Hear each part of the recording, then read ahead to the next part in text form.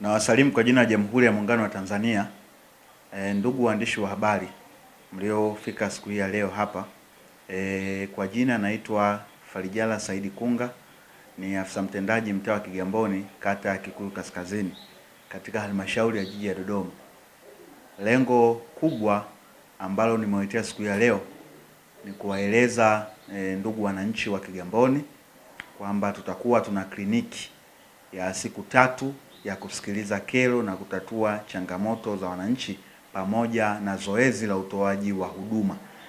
Katika siku hizi 3 tutaanza tarehe 11 yani Alhamis hadi tarehe 13 yani siku ya Jumamosi, mwezi wa 6 mwaka 2026. Kliniki hii tutakuwa tuna mabanda katika shule yetu hii ya msingi ya Mazengo, mabanda ya watu wa NMB, tutakuwa tunao Rita, NSSF, Halotel, Umati kwa ajili ya mazoezi la upimaji, TRA kwa ajili ya kutoa elimu ya masuala ya kodi lakini na kusajili TIN number. Lakini pili, tutakuwa tuna wadau wa legal aid kutoka Wizara ya Katiba na Sheria. Kwa hiyo ni mazoezi yatakokuwa yanaendelea kuanzia saa 2 asubuhi hadi saa 10 jioni katika viwanja vya shule ya msingi ya Mazengo.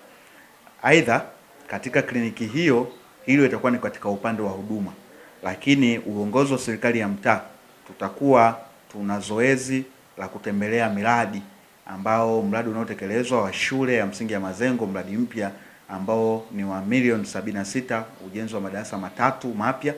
Kwa hiyo tutatembelea kukagua mradi huo.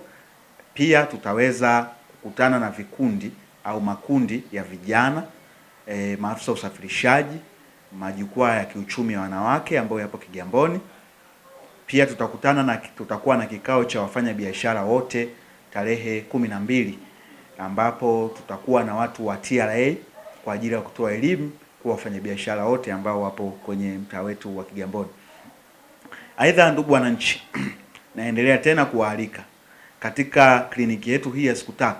Tutaweza kukutana pia na vikundi vya vilivyopata mikopo ya 10% katika mtaa wetu wa Kigamboni, na kwa muundo huo pia tutaweza kusikiliza kero za wananchi katika mkutano ambao utakaofanyika siku ya Jumamosi.